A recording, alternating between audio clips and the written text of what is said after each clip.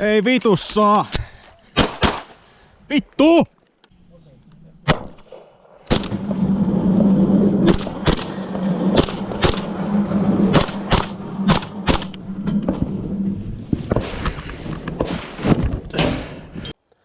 Moro ja tervetuloa takaisin kanavalle. Tänään olisi meidän videosarjan ensimmäinen tämmönen varusteosuus, eli moni sanoo, että lajin suola. Ruvetaan katsoa hieman, että mitä varusteita kannattaa hankkia, missä vaiheessa, ja hieman puhutaan siitä, että millaisia siellä on tarjolla. Ihan ensimmäisenä tietysti katsotaan nuo henkilökohtaiset suojaimet, mutta sitten siirrytään päivän pääaiheeseen, jotka on vyöt ja kotelot.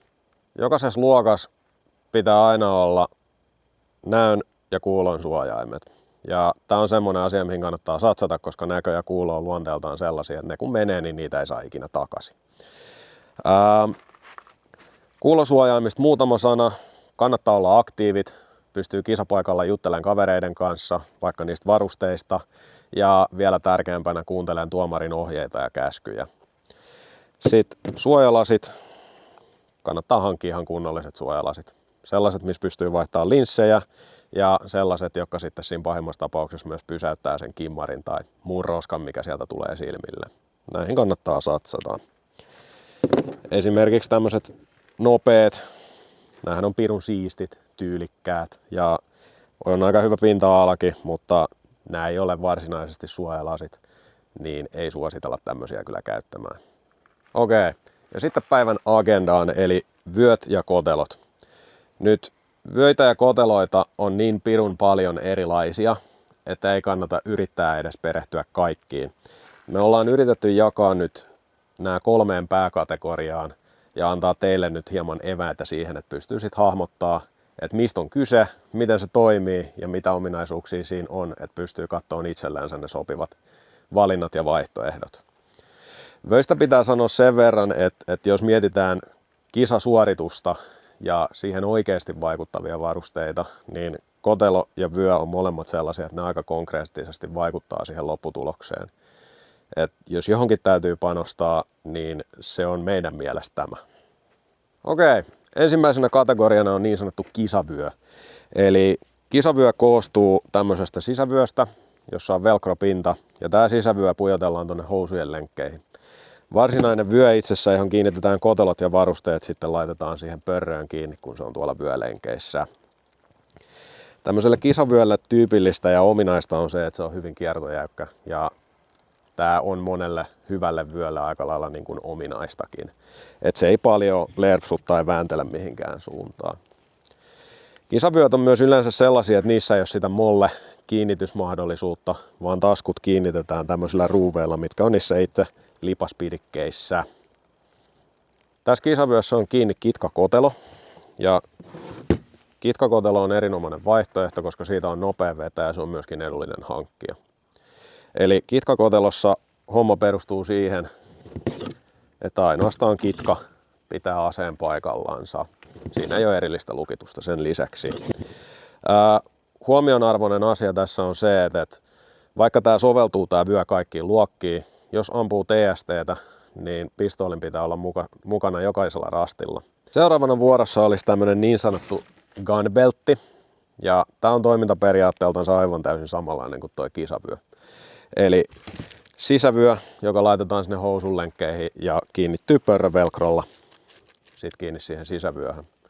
Se, mikä tässä on määrittävä tekijä ja erottaa tämän kisavyöstä, on se, että täältä löytyy tuttu molle kiinnitysmahdollisuus. Näissäkin vöissä on tyypillisesti muovivahvikkeet sisällä, eli nämäkin on kiertojäykkiä, mutta nämä on yleensä hieman lepsumpia kuin tuommoiset puhtaat kisavyöt. Tämä on suosittu vaihtoehto SRA:ssa ja itsekin suosin tätä etenkin kun ammun TST-luokassa. No tässä gunbeltissä mulla on kaverina itsellä tämmönen lukittava Safarilandin kotelo, josta pistooli ei lähde muuta kuin vapauttamalla tää lukitus.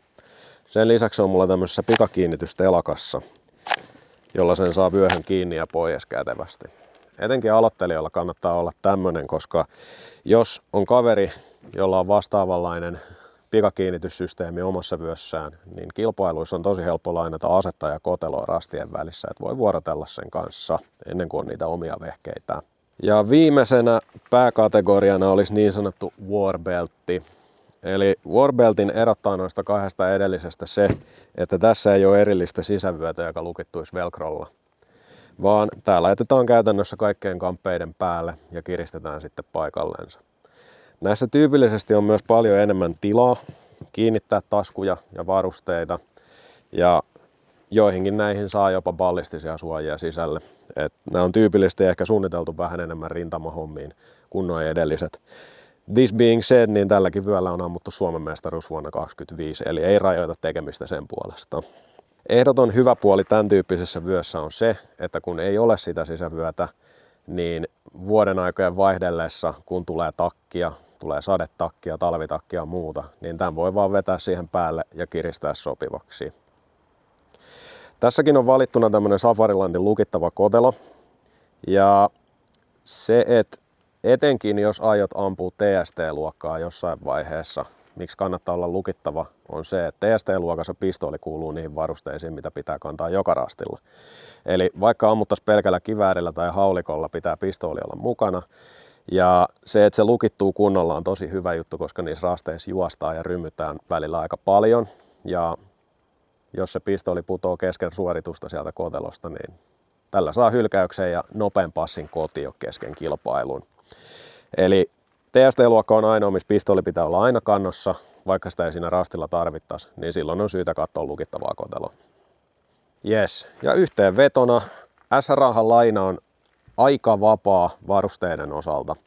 Eli näitä kaikkia vöitä voi käyttää myös kaikissa luokissa, jotka oli vakio, TST ja Openi. Hyvin tarkasti kannattaa kuitenkin pohtia se oma tarve ja myöskin se, että miten se sopii siihen omaan anatomiaan. Kannattaa siis kokeilla erilaisia. Nyt jos mietitään harrastuksen aloittamista ja sitä sujuvaa harrastamista sen aloittamisen jälkeen, niin ihan ensimmäisenä hankitaan kuulosuojaimet ja noi suojalasit. Mutta jo ennen omia aseita kannattaa hankkia vyö. Ja tässä tulee top-vinkki. Vyön lisäksi kannattaa hankkia kotelo ja myöskin näitä lippaita. Eli alle 20 patruunan lipas pistooliin ei ole luvanvarainen tuote ja se voi hakea ilman, että on vielä saanut sitä aselupaa. Eli selvittäkää teidän yhdistyksenne, että mitä laina-aseita siellä on, jotta voitte hankkia sopivan kotelon ja pari lipasta, joka nopeuttaa sit sitä viikkotreeneissä käymistä, helpottaa sitä ja pääsee oman kaluston kanssa sinuiksi. Tässä kaikki oikeastaan tällä erää. Kiitämme jälleen, että olitte mukana ja ensi kerralla ruvetaan sitten pureutumaan näihin TST-luokan varusteisiin. Kiitos!